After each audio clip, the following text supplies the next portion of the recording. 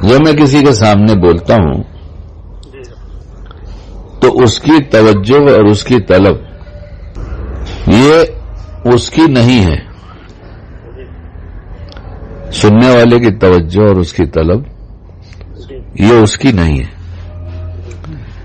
یہ ایک وقت خاص اللہ کی خاص رحمت اس بندے پر متوجہ ہے. تو یہ توجہ جو ہے یہ اللہ کی اس بندے پر ہے جو سن رہا ہے، اور اس توجہ کی برکت سے وہ بندہ پوری طلب کے ساتھ اچھی نیت سے سن رہا ہے. اب اس کی اس توجہ کی برکت سے بولنے والے کو مضمون آ رہا ہے. بلا وجہ ہی کوئی مقرر خوش ہوتا رہے کہ میں بولتا ہوں سمجھاتا ہوں، تو اس کے پاس اس کے دلائل ہوں گے. میرے پاس تو ایک ہی دلیل ہے کہ میں کچھ جانتا نہیں جب تک ایسا طالب سنتا نہیں، جب تک مجھے مضمون نہیں آتا. میرے پاس کچھ ہے نہیں، میں کچھ جانتا نہیں کہ تم سے بات کروں تو مجھے کچھ اللہ تعالیٰ کی تمہارے اوپر جو مہربانیاں ہوں گی اس میں کچھ ہمارا حصہ بھی ہو جائے گا، اللہ مجھ پر بھی مہربان ہو جائے گا. اور پھر وہی تمہاری طلب کی وجہ سے میرے دل میں مضمون ڈالتا ہے کہ یہ کہو کہ اس کو اپنے ہر بندے کی پوری خبر ہے، اور یہ بندہ جو سن رہا ہے اس کی تربیت کے لیے اللہ تعالی چاہتے ہیں کہ اس کے کانوں میں ایسی باتیں پڑے. لیکن اللہ کا اس دنیا میں اسباب سے کاموں کا بنانا اللہ تعالیٰ دکھاتے ہیں، اور پیچھے اس عقیدے کا مطالبہ کرتے ہیں کہ تمہارا یہ عقیدہ ہونا چاہیے کہ اصل نفع دینے والی ذات اللہ کی ہے. عمل تو کہنے میں ایک ہو رہا ہے، کوئی کہہ رہا ہے کوئی سن رہا ہے، لیکن اس میں سب اللہ کی مہربانی ہے. اب میرے پڑھے لکھے نہ ہونے کی وجہ سے کچھ غلطیاں تو میری ہیں وہ، اور کچھ اچھی باتیں نکل جاتی ہیں تو اللہ تعالیٰ کی طرف سے ہے. میں اپنی غلطیوں پر توبہ کرتا ہوں کہ ایسی غلطیاں جتنی دفعہ ہوئیں، جہاں ہوئیں اور جب بھی ہو جائیں اللہ پاک معاف کر دیجئے.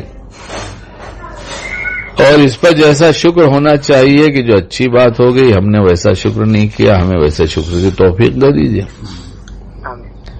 اور جس سے کہہ رہا ہوں اس سے زیادہ ہمیں باعمل بنا دیجئے، اور اس کو بھی باعمل بنا دیجئے. اور بات نفع کی ہو تو پوری امت میں عام کر دیجئے، ہر شر و نقصان سے بچاتے ہوئے پوری امت کو اس کا نفع دے دیجئے.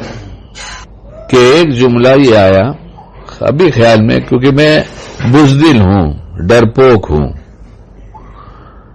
اور میں اکثر جو باتیں کہتا ہوں بیان جب طے ہو جاتا ہے کہ کرنا ہے تب سوچتا ہوں کیا کہوں، تو کچھ مضمون نہیں ملتا تو اپنے لیے بیان ہوتا ہے، تو اپنا حال سب معلوم ہے تو اپنے حال کا بیان شروع کر دیتا ہوں.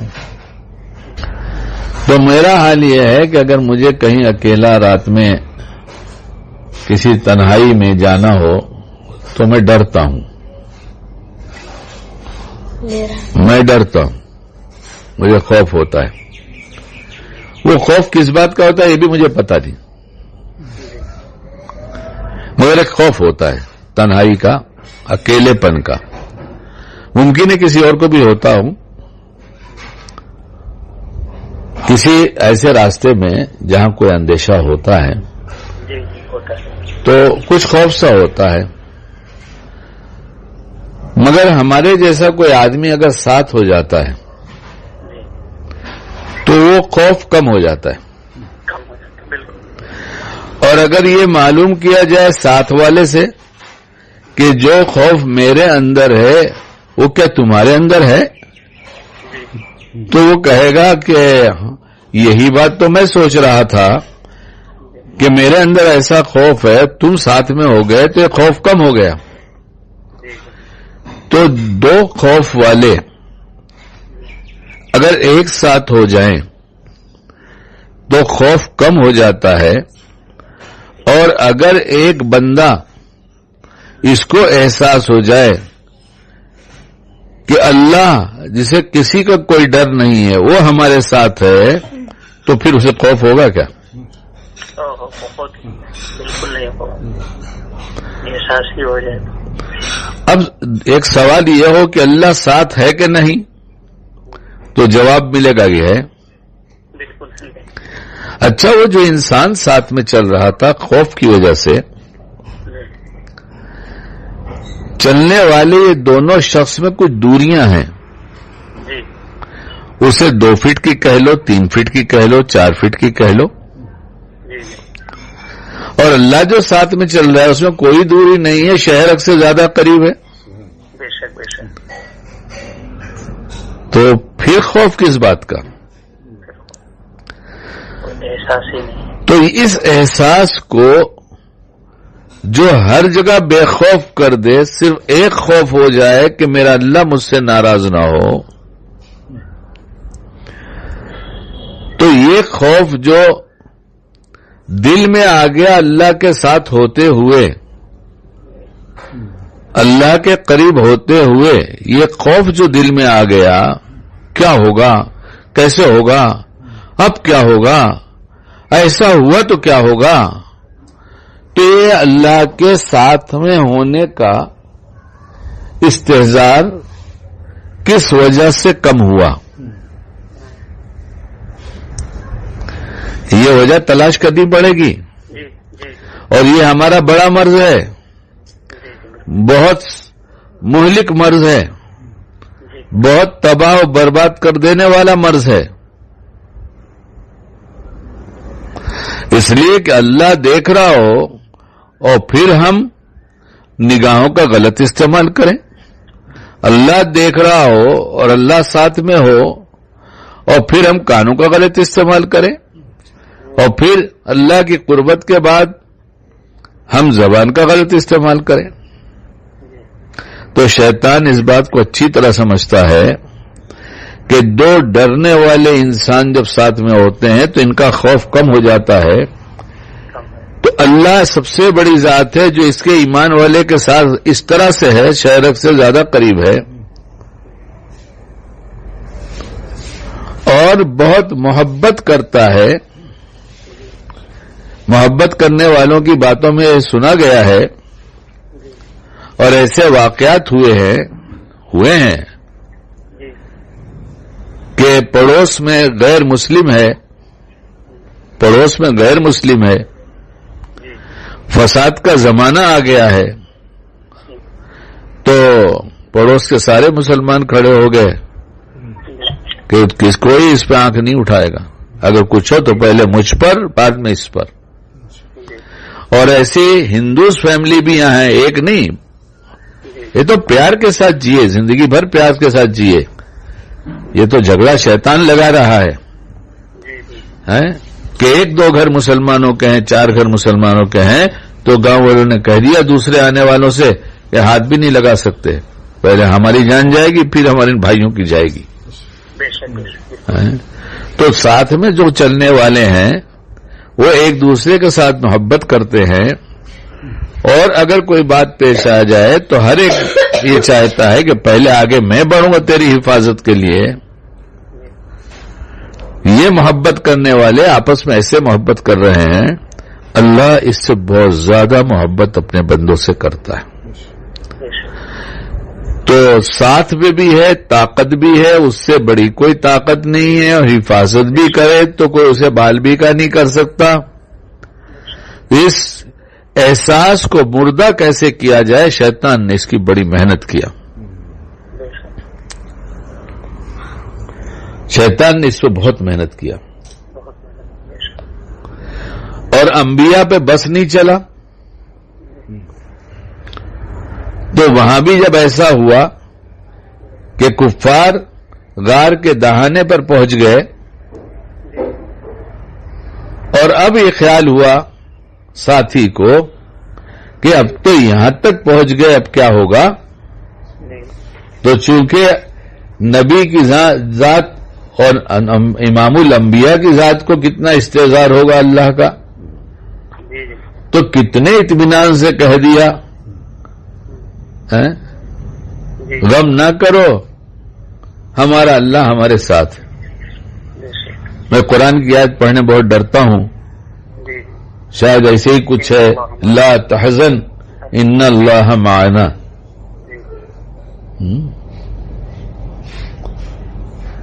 تو یہ کیا، یہ کیفیت کہ اللہ ہمارے ساتھ ہے، اگر یہ پیدا نہیں ہو سکتی تھی تو اس کے حاصل کرنے کی بات نہیں بتائی گئی ہوتی۔ ابھی وہ جبرائیل والی وہ حدیث جس میں خود آ کر خود سوال کر رہے ہیں، خود جواب بھی سننے کے بعد تائید بھی کر رہے ہیں، مل احسان، یہی ہے نا؟ احسان کیا ہے؟ اسلام کیا ہے؟ ایمان کیا ہے؟ احسان کیا ہے؟ تو شیطان نے کہا کہ اس احساس کو ختم کرو کہ ان کے ساتھ اللہ ہی یہ بھول جائیں، تو یہ خائف ہو جائیں گے، اور جب ان کے اندر خوف غالب ہو جائے گا تو خوف کی وجہ سے کرنے والے کام سمجھ میں نہیں آتے کہ کب کیا کیا جائے۔ بالکل بالکل صحیح۔ اور جب یہ بھول جائے گا تو اس کی ساری تدبیریں الٹی ہو جائیں گی۔ اور اگر اس کو یہ خیال رہے گا میرا رب میرے ساتھ ہے تو وہ اس کے بعد فوراً پکارے گا، یا اللہ آپ ہمارے ساتھ ہیں، ہمیں کس بات کا خوف ہے۔ لیکن ساتھ میں کوئی رہے اور کوئی ہماری حفاظت کرے تو اس کے لیے اس کو راضی کرنا ضروری، تو یعنی اس کی بات ماننا ضروری، اس کی ناراضگی والے اعمال سے توبہ ضروری ہے۔ اور کبھی بھول جائے تو آج کا ماحول تو بہت چیزوں کو سکھاتا رہتا ہے۔ یہ بھیڑ میں راستے میں چلتے ہوئے لوگوں کو تھوڑا سا دھکا لگتا ہے، حالانکہ کچھ بھی نہیں ہوتا، لیکن ایک عادت سوری کی بنا لیا ہے، معاف کر دو۔ میں کہتا ہوں یہ اتنی بڑی عبرت کا سامان ہے کہ ذرا سا دھکا لگا جس سے اس کو کوئی تکلیف بھی نہیں ہوئی، سوری کے بعد اس کو احساس ہوا ہاں اس نے مجھے دھکا دیا۔ جب مخلوق کے ساتھ ایسا کرتا ہے تو خالق کے قانون کو توڑ کر کیوں نہیں کہتا معاف کر دو؟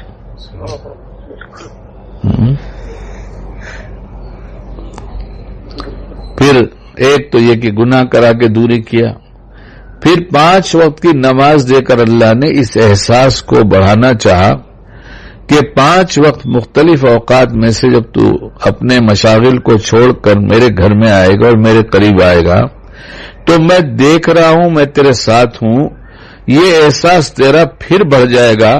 جیسے موبائل کی بیٹری بات کرتے کرتے کم ہوتی رہتی ہے تو چارجر میں لگا کے چارج کر کے پھر فل کر لیتا ہے، تو اسی طرح سے تو مسجد میں آؤ، میرے سامنے نماز پڑھ لے، میں نے فرض کیا ہے، تو یہ احساس کہ میں تیرے ساتھ ہوں، میں تجھے دیکھ رہا ہوں، میں تیری حفاظت کے لیے کافی ہوں، یہ جو باہر کے ماحول اور مشاغل میں یہ احساس کم ہو گیا تھا، پھر یہ تیرے دل کی بیٹری ریچارج ہو جائے گی اور احساس بڑھ جائے گا، اور اس احساس کے آنے کے بعد تیرا سب خوف جاتا رہے گا، اور جس کے اوپر میرا خوف غالب ہو جاتا ہے اور میری محبت غالب ہوتی ہے اسے میں ہر خوف سے بے خوف کر دیتا ہوں، کہ اللہ ہر وقت ہمارے ساتھ ہے۔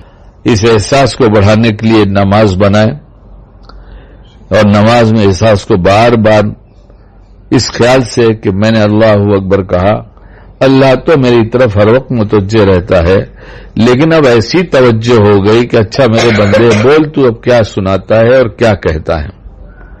ہمارے نماز کی ہر بول ہر پڑھنے کو سنتا ہے، اور سن کر ہمارے اس احساس کو اگر ہم یہ کہنے کے ساتھ ساتھ استحضار بھی کرتے ہیں، پڑھنے کے ساتھ اعمال کے ساتھ استحضار بھی کرتے ہیں کہ میرا اللہ دیکھ رہا ہے، تو اب یہ اس سے فارغ ہونے کے بعد اس کی بیٹری فل چارج ہو چکی ہے، اب جہاں بھی رہے گا گناہ کے موقع پر کہے گا اللہ دیکھ رہا ہے کیسے کروں، اللہ ساتھ میں ہے کیسے کروں، اور کسی بھلائی کے کام کو اس سے جب نفس روکے گا تو کہے گا کہ نہیں اللہ کو تو چھوٹی بھلائی بھی بہت پسند ہے کہ کر لیا کرو، اس لیے چھوٹی سی چھوٹی بھلائی اور نیکی کو میں کیوں چھوڑوں۔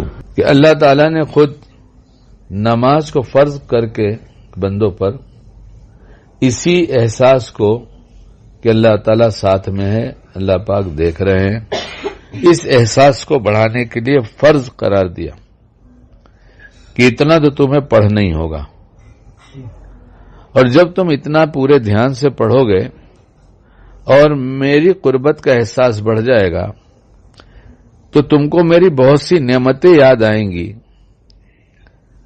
کیونکہ میری یاد سے دل روشن ہوتا ہے، میرے قریب ہونے سے خوف جانے کے بعد دل میں کچھ نہ کچھ رہتا ہے تو میں رہتا ہوں، گناہ سے پاک ہو گیا دل تو میں آ جاتا ہوں، اور نماز میں جب تم اس احساس کو بڑھا دیتے ہو تو تمہیں ایک لذت، ایک کیف حاصل ہوتا ہے، اس کی وجہ تم پھر بعد میں موقع پا کر جیسے ہوتا ہے ویسے پھر نمازیں پڑھتے ہو، تو اس احساس سے میں تمہارے اور قریب ہو جاتا ہوں، تمہارا یہ احساس اور بڑھ جاتا ہے۔ اس کو مشائخ نے جب محسوس کیا تو انہوں نے ذکر بتایا کہ اتنی دفعہ لا الہ الا اللہ کا ذکر کیا کرو، اتنی دفعہ اللہ اللہ کہا کرو، اور اللہ اللہ کہنے سے پہلے اللہ حاضری، اللہ ناظری، اللہ معی، اپنے ان الفاظ کے ساتھ ان تینوں جذبوں کو زندہ کرو، پھر اللہ اللہ کی ضربیں لگا کر اپنے دل میں میری معیت کے احساس کو بڑھا دو۔ تو اب یہ سب علاج مشائخ نے طے کر رکھا ہے، لیکن ہمیں دینی مشاغل نے اپنے نفع سے محروم کر دیا، دینی مشاغل نے۔ دنیا والوں کو چھوڑو، میں اپنی بات کہہ رہا ہوں، میں سب کی نہیں کہہ رہا ہوں، کہ نام ہے اس کا کہ ہم تو دین کا کام کر رہے ہیں، لوگوں کو نفع پہنچ رہا ہے اور ہمیں اللہ کے معیت کا احساس ہی نہیں ہے۔ ارے جو عمل بھی دینی ہو گیا اور اللہ کے قرب کا احساس نہیں بڑھا تو بہت غور کرنے کی بات تھی کہ اللہ کے لیے ہوا تھا کہ نہیں ہوا تھا۔ میری بات سن کر کوئی پیغام بھیج دے، سنا اور نفع ہوا تو میرے دل میں اس کی قدر بڑھ جاتی ہے، اس کے دل میں میری قدر بڑھ جاتی ہے، اور دینی مشاغل میں رہنے کے بعد اللہ کی قربت اور معیت کا احساس نہ ہوا تو یہ اللہ کے لیے ہوا یا نہیں ہوا۔ اور جو مخلوق دین کا کام جانتی ہے ادھر کرنے کے لیے طبیعت چلتی ہے، اور جو تنہائی میں بیٹھ کر اللہ اللہ اللہ کرنا صرف اللہ جان رہا تھا اور کرنے والا جان رہا تھا، ادھر طبیعت کا نہ چلنا، یہ اللہ کی قربت کی نشانی ہے یا دوری کی؟ بس اللہ کرے ہمیں اللہ موقع کی بات سمجھنے کی اور عمل کرنے کی توفیق دے دے۔ ہم تو بہت غافل ہو گئے بیٹا، دنیا کیا ہے، کیا کر رہی ہے، چھوڑو، میرا حال تو بیٹا اتنا برا ہے، اب یہاں پہنچ کر بھی اگر میں نہیں سدھرتا تو میرا کیا ہوگا؟ میرے موت کے دن تو بہت ہی زیادہ قریب آ گئے، جو طبعی عمر بتائی گئی ہے اب تو وہ کراس ہو رہی ہے، ہو چکی ہے، کسی گھڑی بھی چلا جاؤں گا۔ کل یہی سوال ہو جائے کہ تو نے تیرا حساب لگایا کیا؟ کسی دن تو نے تیرا حساب لگایا بڈھے؟ ساری دنیا کو سمجھاتا رہا تعلق میں اللہ، اللہ کی قربت کا احساس، معیت خاصہ، یہ سارے الفاظ تو بولتا رہا، لیکن کسی دن تو نے تیرا حساب لگایا کہ جتنے کام کیے تیرے نام کے لیے تو نے کیا، میرے لیے کیا ہوتا تو تیرا یہ احساس بڑھ جاتا۔ اس لیے اللہ پاک میں معافی چاہتا ہوں، اب تک کی تمام برائیوں کو معاف کر دیے، اور تو تمام بھلائیاں جو مخلوق کے لیے کی گئی ہیں آپ کے لیے نہیں کی گئی، اسے بھی، اس جذبے کو بھی، اس عمل کو بھی معاف کر دیجیے۔ اب تو خالص اپنے لیے، آپ کے لیے کرنے والا بنا دیجیے۔ پتہ نہیں کس گھڑی آپ مجھے بلائیں۔ اے اللہ، یہ احساس جس سے بندے کو قوت تو پہنچتی ہے، لیکن قوت کے ساتھ ساتھ محبت بھی بڑھتی ہے کہ میرے اللہ نے میرے دل میں کیا چیز ڈال دیا ہے کہ ہر وقت اس کا خیال رہتا ہے۔ یہ کتنی بڑی نعمت ہے، اس نعمت کے شکریہ میں وہ تمام اعمال برے چھوڑتا جاتا ہے کہ نہیں نہیں، یہ بڑی دولت ہے، اب میں اسے لوٹنے نہیں دوں گا، بہت لٹا چکا ہوں۔ کاش یہ الفاظ احساس کی گہرائی میں ایسی جگہ پہنچ جائے جہاں مجھے نفع ہو جائے اور ہمارا خاتمہ ایمان پر ہو جائے، اور اللہ ہماری اور پوری امت کی بگڑی بنا دے۔ اللہ ہماری پوری امت کی بگڑی بنا دے. آمین. ہم جو نیکیاں کرتے ہیں اس میں روحانیت پیدا کر دے، حقیقت پیدا کر دے.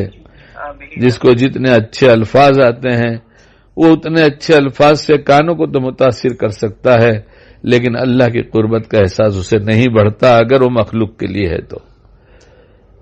اللہ کرے یہ بات ہماری سمجھ میں آ جائے.